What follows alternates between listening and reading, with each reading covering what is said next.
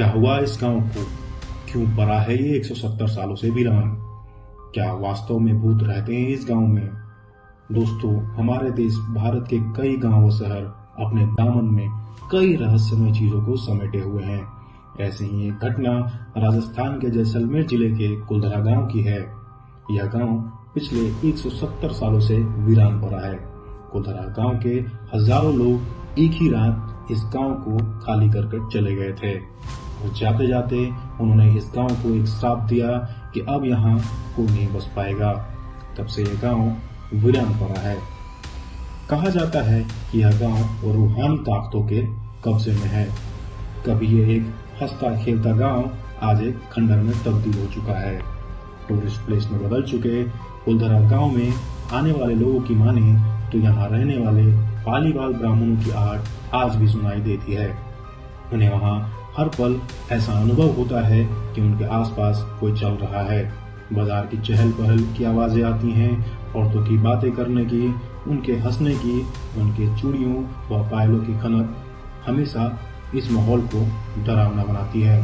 प्रशासन ने इस गांव के सरहद पर एक फाटक बनवा दिया, जिसके पार सुबह में दिन के समय सैलानी घूमने आते हैं, लेकिन रात में इस फाटक को पार करने की हिम्मत किसी में नहीं होती। कुलधरा गांव जैसलमेर से लगभग 18 किलोमीटर की दूरी पर स्थित है। अपने समय के रईस माने जाने वाले पालीवालों ने साल 1291 में रेगिस्तान के इस गांव को रहने के लिए चुना। चारों तरफ रेत के समुद्र के बीच 600 कुलधार गोत्र के पालीवालों ने इस गांव कुलधरा को बसाया। आप इस पालीवालों के रईसी का अंदाजा इन घरों से लगा सकते हैं। अब आप सोच रहे होंगे कि आखिर इतना भव्य नगर 170 सालों से वीरान क्यों पड़ा है? जो गांव विकसित था तो क्या वजह रही कि यह गांव रातों रात वीरान हो गया? इसकी वजह था यहाँ का अय्याज दीवान सालम सिंह, जिसकी गंदी नजर गांव की एक बेहद खूबसूरत लड़की पर पड़ गई थी। दीवान उस लड़की के पीछे इस कदर पागल हो गया था कि वह किसी भी तरीके से उसे हासिल करना चाहता था और उसके लिए उसने पालीवालों पर दबाव बनाना शुरू कर दिया। हद तो तब हो गई जब उस दीवान ने उस लड़की के घर पर संदेश भिजवाया कि अगले माह की पूर्णमासी तक वह लड़की उसे मिल जानी चाहिए, वरना वह गांव पर हमला कर देगा और गांव से उसे उठा ले जाएगा। गांव वालों के लिए यह बहुत ही कठिन समय था। उन्हें अब यह सुनिश्चित करना था कि गांव को बचाएं या फिर अपनी बेटी को। गांव वालों के लिए ये काफी कठिन समय था। फैसला लेने के लिए सभी 84 गांव वाले गांव के मंदिर पर इकट्ठा होते हैं और पंचायतों ने फैसला किया कि कुछ भी हो जाए वह अपनी लड़की को उस दीवान के हवाले नहीं करेंगे। फिर क्या था, गांव वालों ने गांव खाली करने का निर्णय बना लिया और रातों रात सभी 84 गांव आंखों से ओझल हो गए। जाते जाते उन्होंने यह श्राप दिया कि आज के बाद इस घरों में कोई नहीं बस पाएगा।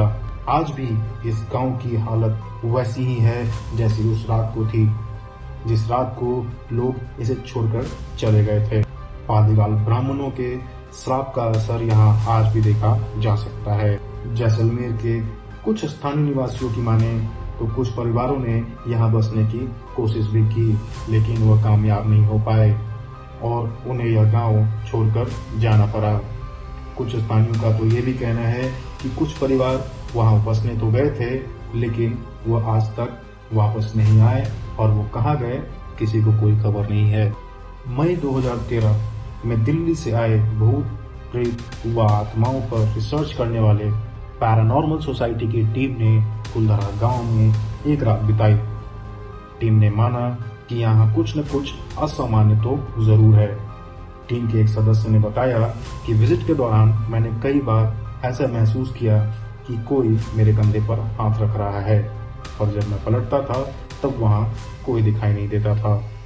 पैरानॉर्मल सोसाइटी के उपाध्यक्ष अंशु शर्मा बताते हैं कि हमारे पास एक डिवाइस है जिसका नाम घोस्ट बॉक्स है। इसके माध्यम से हम ऐसी जगह रहने वाले आत्माओं से सवाल पूछते हैं। कुलधरा में भी हमने इस मशीन का उपयोग किया। कुछ आवाजें आई तो कुछ असामान्य तरीकों से आत्माओं ने अपने नाम भी बताए। शनिवार 4 मई की रात्रि में जो टीम कुलधरा गई थी, उनकी गाड़ियों पर बच्चों के हाथ के निशान मिले। अगर यह वीडियो आपको पसंद आई हो तो इसे लाइक करें, शेयर करें और हमारे चैनल को सब्सक्राइब करना ना भूलें। धन्यवाद।